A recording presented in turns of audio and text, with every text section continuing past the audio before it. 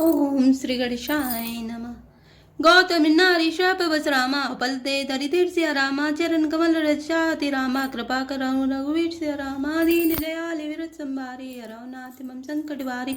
अर्थात गौतम मुनि की स्त्री अहिल्या शाप बस पत्थर की देह धारण किए बड़े धीरज से आपके चरण कमलों की धूलि चाहती है। हे रघुवीर, इस पर कृपा कीजिए।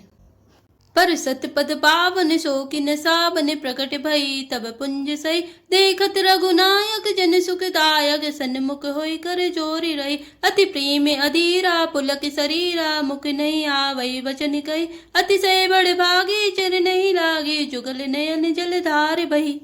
अर्थात श्री राम जी के पवित्र और शोक को नाश करने वाले चरणों का स्पर्श पाते ही सचमुच वह तपोमूर्ति अहिल्या प्रकट हो गई। भक्तों को सुख देने वाले श्री रघुनाथ जी को देखकर वह हाथ जोड़कर सामने खड़ी रह गई। अत्यंत प्रेम के कारण वह अधीर हो गई। उसका शरीर पुलकित हो उठा, मुख से वचन कहने में नहीं आते थे। वह अत्यंत बड़भागिनी अहिल्या प्रभु के चरणों से लिपट गई और उसके दोनों नेत्रों से जल प्रेम और आनंद के आंसुओं की धारा बहने लगी। धीरज मन कीना प्रभु कहूँ चीना रघुपति कृपा भगति पाई अति निर्मल वाणी स्तुति ठानी ज्ञानी गम्य जय रघुराई। मैं नारी अपापन प्रभु जग पावन ब्रावन रिपु जग सुखदाई राजीव विलोचन भव भय मोचन पाही पाई सर नहीं आई।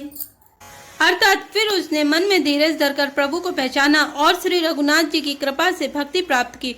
तब अत्यंत निर्मल वाणी से उसने इस प्रकार स्तुति प्रारंभ की। हे ज्ञान से जानने योग्य श्री रघुनाथ जी, आपकी जय हो। मैं सहज ही अपवित्र स्त्री हूँ और हे प्रभु, आप जगत को पवित्र करने वाले, भक्तों को सुख देने वाले और रावण के शत्रु हैं। हे कमल नयन, हे संसार जन्म मृत्यु के भय से छुड़ाने वाले, मैं आपकी शरण आई हूँ। मेरी रक्षा कीजिए, रक्षा कीजिए। मुनि श्राप जो दीना अति बल कीना परम अनुग्रह मैं माना देखऊं भरी लोचन हरि भाव मोचन लाभ शंकर जाना। बिनती प्रभु मोरी में अति भोरी नाथ न मांगो वरे आना पद कमल परागा रस अनुरागा मम मन मधुप करे पाना। अर्थात मुनि ने जो शाप दिया सो बहुत ही अच्छा किया। मैं उसे अत्यंत अनुग्रह मानती हूँ कि उसके कारण मैंने संसार से छुड़ाने वाले श्री हरि आपको नेत्र भरकर देखा। इसी आपके दर्शन को शंकर जी सबसे बड़ा लाभ समझते हैं। हे प्रभु, मैं बुद्धि की बड़ी भोली हूँ। मेरी एक विनती है, हे नाथ, मैं और कोई वर नहीं मांगती, केवल यही चाहती हूँ कि मेरा मन रूपी भौरा आपके चरण कमलों की रज के प्रेम रूपी रस का सदा पान करता रहे। जय पद सुर सरिता परम पुनीता प्रकट भई से विशीष धरि सोई पद पंकज जय पूजत अज मम सिर धरऊ कृपाले हरि। ऐ भांति सिधारी गौतम नारी बारे बारे हरि चरण परि जो अति मन भावा सो बर पावा गए पति लोके आनंद भरी। अर्थात जिन चरणों से परम पवित्र देव नदी गंगा जी प्रकट हुई, जिन्हें शिव जी ने सिर पर धारण किया और जिन चरण कमलों को ब्रह्मा जी पूजते हैं, कृपालु हरि आपने उन्हीं को मेरे सिर पर रखा।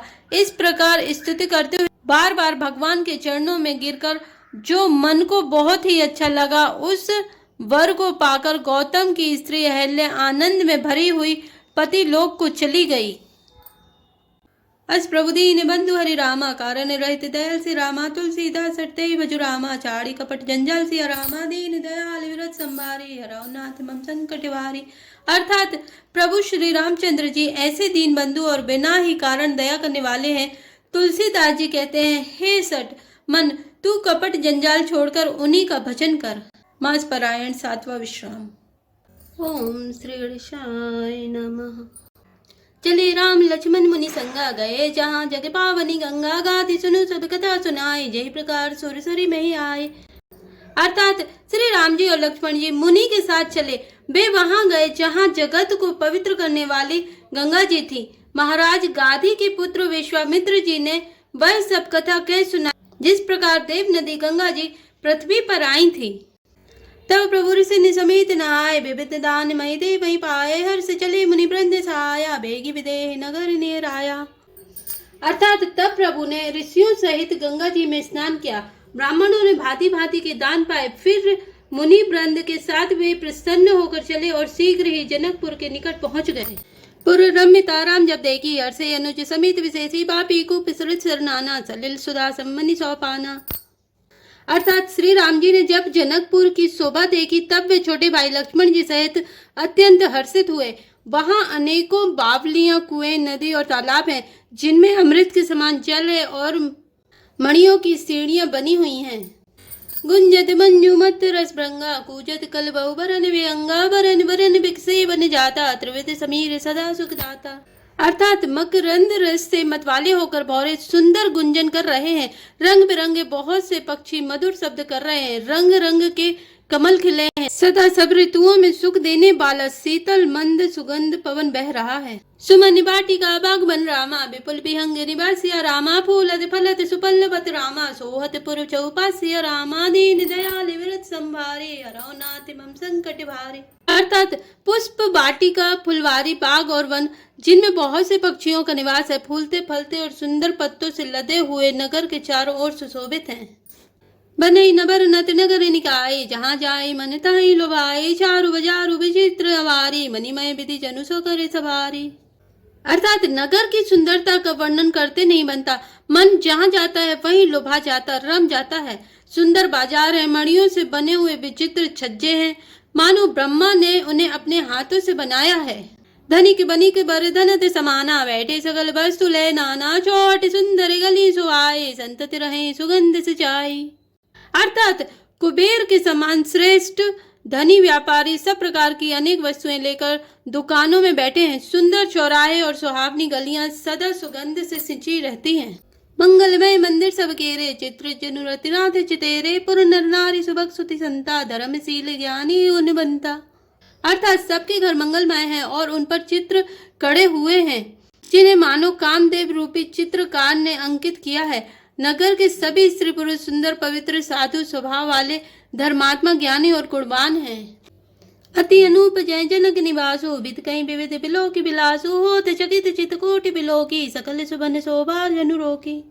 अर्थात जहाँ जनक जी का अत्यंत अनुपम सुंदर निवास स्थान महल है, वहाँ के विलास ऐश्वर्य को देखकर देवता भी थकित स्तंभित हो जाते हैं। मनुष्य की तो बात ही क्या, कोट राजमहल के परकोटे को देखकर चित्त चकित हो जाता है। ऐसा मालूम होता है मानो उसने समस्त लोगों की शोभा को रोक घेर रखा है। धवल धाम मुनिपुरट पट रामा सुघटित नाना भाति सिया रामा सिय निवास सुंदर सदन रामा शोभा किमि कहीं जाति सिया रामा दीन दयाल विरत संभारी हरौनाथ मम संकट भारी। अर्थात उज्जवल महलों में अनेक प्रकार के सुंदर रीति से बने हुए मणि जड़ित सोने की जरी के पर्दे लगे हैं। सीता जी के रहने के सुंदर महल की शोभा का वर्णन किया ही कैसे जा सकता है। सुभग द्वार सब कुलिस कपाटा भूप वीर नटमा गद भाटा बनी विशाल बाजी गजशाला है गए रथ संकुल सब काला। अर्थात राजमहल के सब दरवाजे फाटक सुंदर हैं जिनमें वज्र के मजबूत अथवा हीरों के चमकते हुए किवाड़ लगे हैं। वहां महत राजाओं, नटों, मागधों और भाटों की भीड़ लगी रहती है। घोड़ों और हाथियों के लिए बहुत बड़ी बड़ी घुड़सालें और गजशालाएं, फील खाने बनी हुई हैं जो सब समय घोड़े, हाथी और रथों से भरी रहती हैं। सूर्य सचिव सेनप बहुदेरे नृपगिर सरित सदन सब केरे पुर बाहेर सर सरित समीपा उतरे जय तय विपुल महीपा। अर्थात बहुत से सूरवीर मंत्री और सेनापति हैं। उन सबके घर भी राजमहल सरीके ही हैं। नगर के बाहर तालाब और नदी के निकट जहां तहां बहुत से राजा लोग उतरे हुए डेरा डाले हुए हैं। देखी अनूप एक अबराए सब सुपास सब भांति सुहाई कौशिक कहे मोर मनुमाना यहाँ रही रघुवीर सुजाना। अर्थात वहीं आमों का एक अनुपम बाग देखकर जहां सब प्रकार के सुभीते थे और जो सब तरह से सुहावना था, विश्वामित्र जी ने कहा, हे सुजान रघुवीर, मेरा मन कहता है कि यहीं रहा जाए।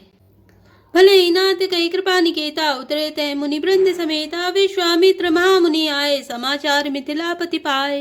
अर्थात कृपा के धाम श्री रामचंद्र जी बहुत अच्छा स्वामिन कहकर वही मुनियों के समूह के साथ ठहर गए। मिथिलापति जनक जी ने जब यह समाचार पाया कि महामुनि विश्वामित्र जी आए हैं, संग सचिव सुचि भूरि भट रामा भूसर बर गुर ज्ञाति सिया रामा चले मिलन मुनि नाय कही रामा मोदित राव ऐ भाति सिया रामा दीन दयाल संभारे, हरौ नाथ मम संकट भारे।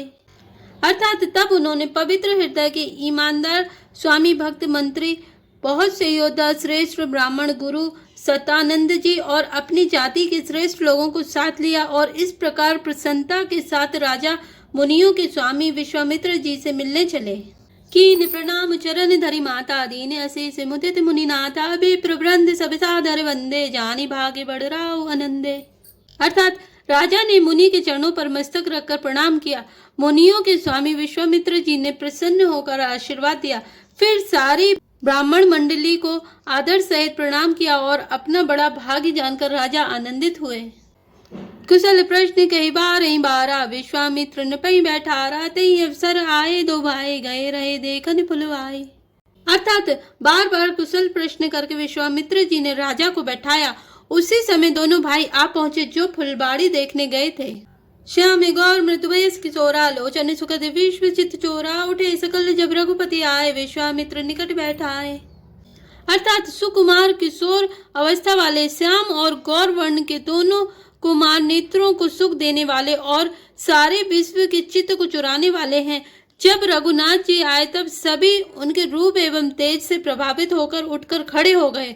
विश्वामित्र जी ने उनको अपने पास बैठा लिया।